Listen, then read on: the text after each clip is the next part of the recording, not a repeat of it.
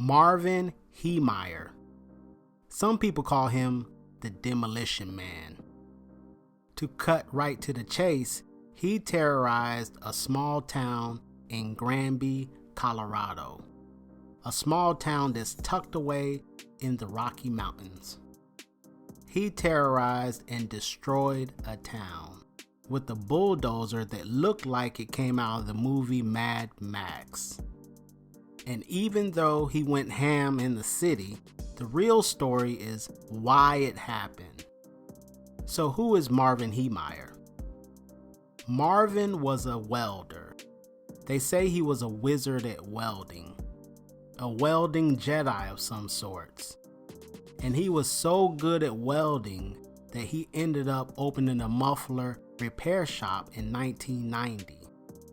And he was welding mufflers left and right.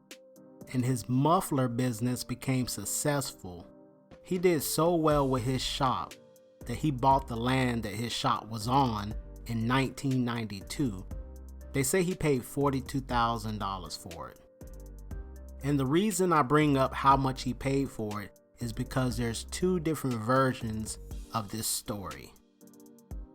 The first version paints him as a villain, and the second version paints him as a hero.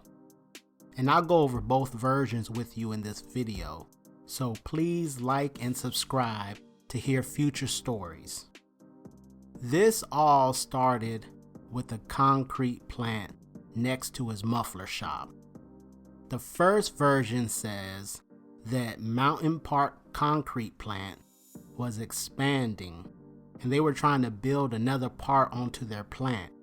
So they started buying plots of land all around the plant, and they bought everyone out except for Marvin Heemeyer's land. So they decided to offer him $250,000 to sell his land.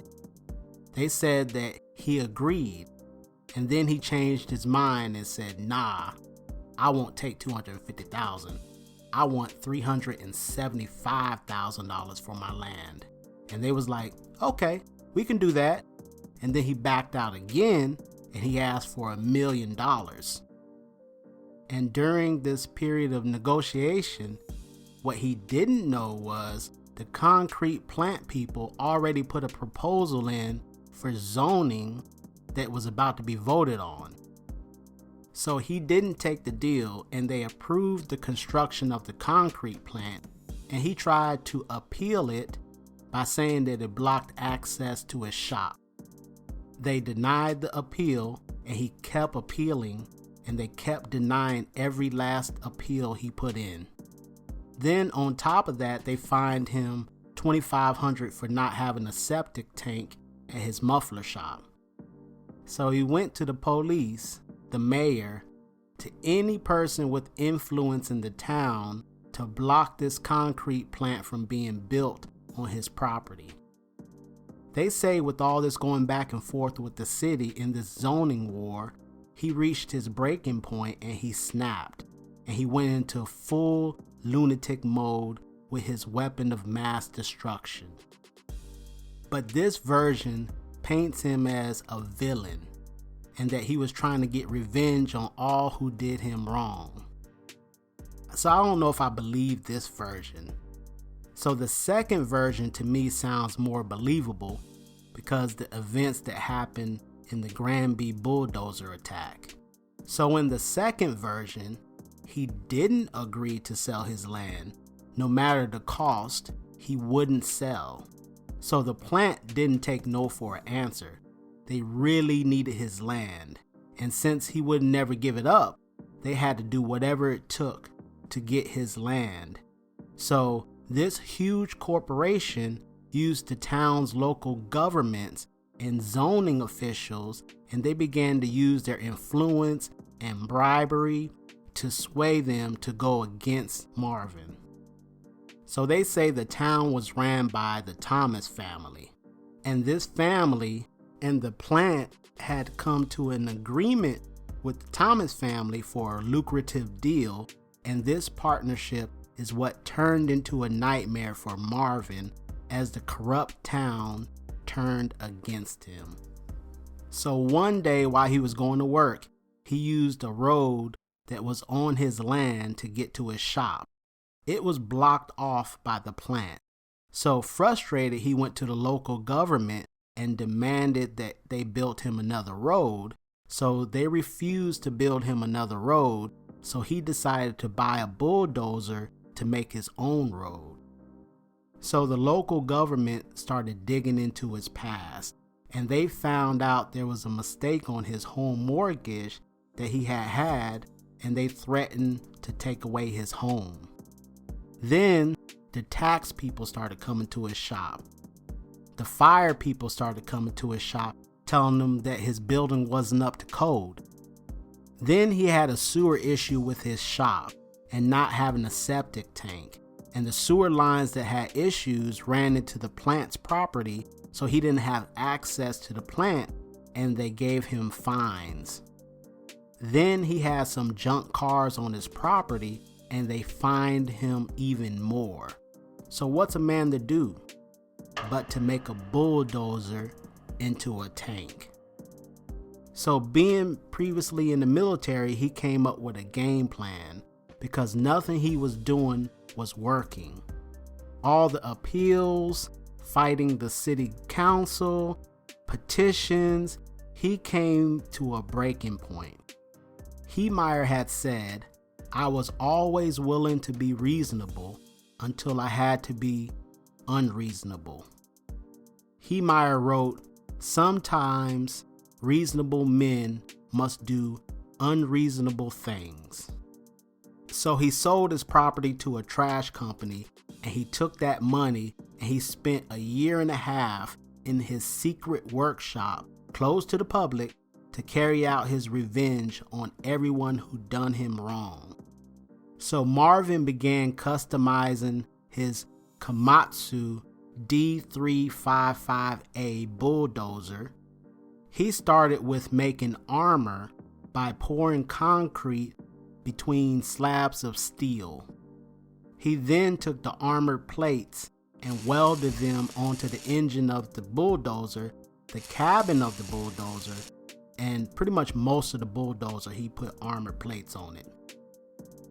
Then he added video cameras so he can see, and then he put 3-inch bulletproof plastic on top of the cameras to protect them from being shot out. Inside the cockpit of the bull tank was monitors, so he could see everything like he was in Grand Theft Auto. Also, it was very hot inside the cabin of the bulldozer, so he installed air conditioning and fans to keep him cool. He also had a refrigerator inside. He had food, water, and gas mask. He also made gun holes in the steel, and he placed a .50 caliber gun, a .308 semi-automatic rifle, and a .22 long rifle in the hole as well. He also had a 9mm in the glove box, and then he also had a pistol on his side. And he designed it where no one can get in the bulldozer. And he made it so that when he got inside the bulldozer, that even he wasn't able to escape it.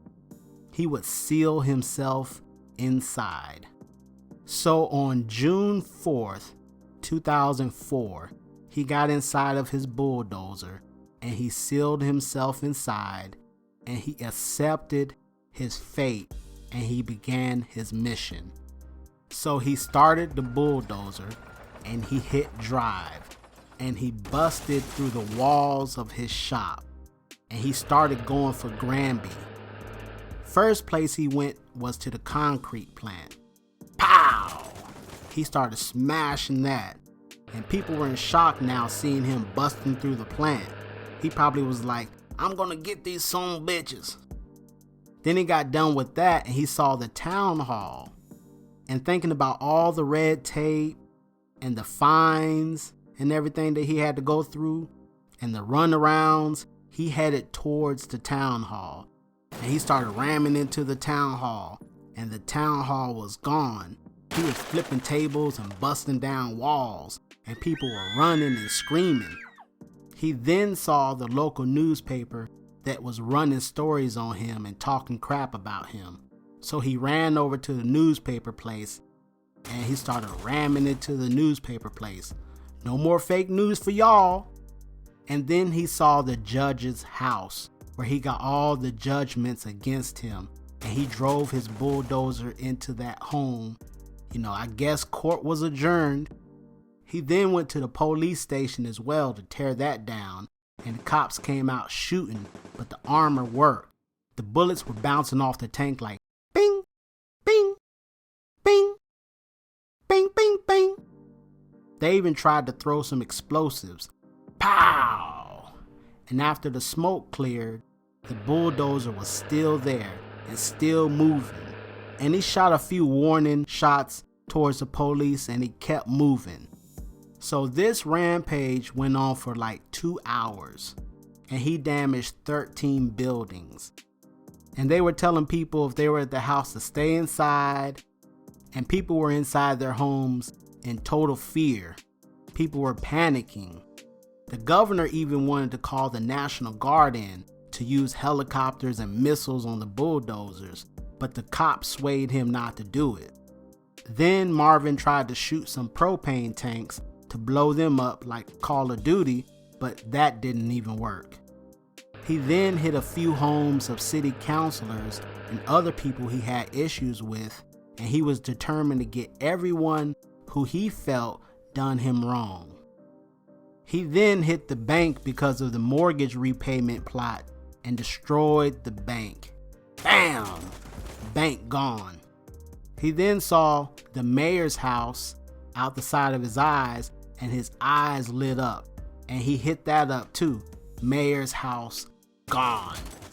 He then decided to hit the hardware store. Ace ain't the place no more.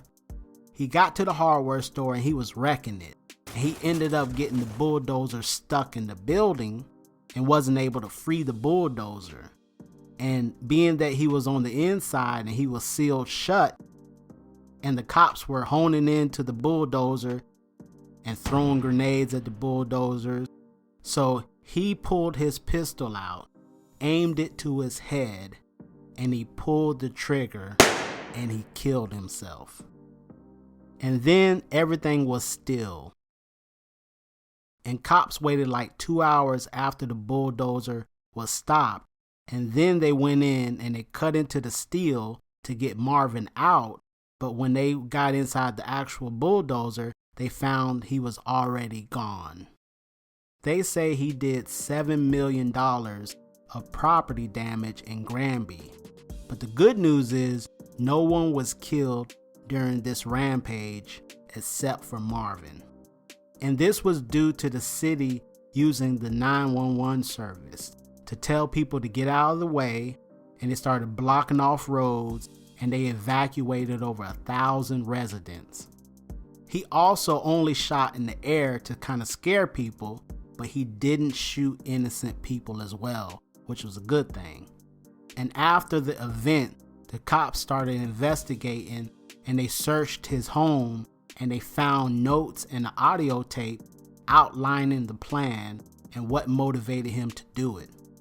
And the Killdozer was taken apart and they sold the scrap metal to scrap yards to stop people from trying to get a piece of the bulldozer as a trophy of this event.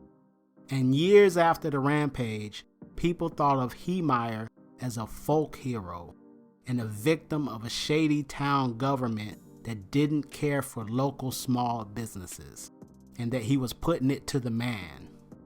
And others thought of him as a villain and that he could have killed people if he wasn't stopped and that he was a bad man.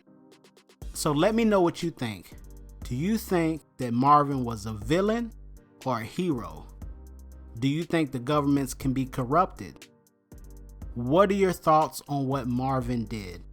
Please leave me your comments below and like and subscribe and hit the bell icon, and thank you for watching another episode of Wild Shh.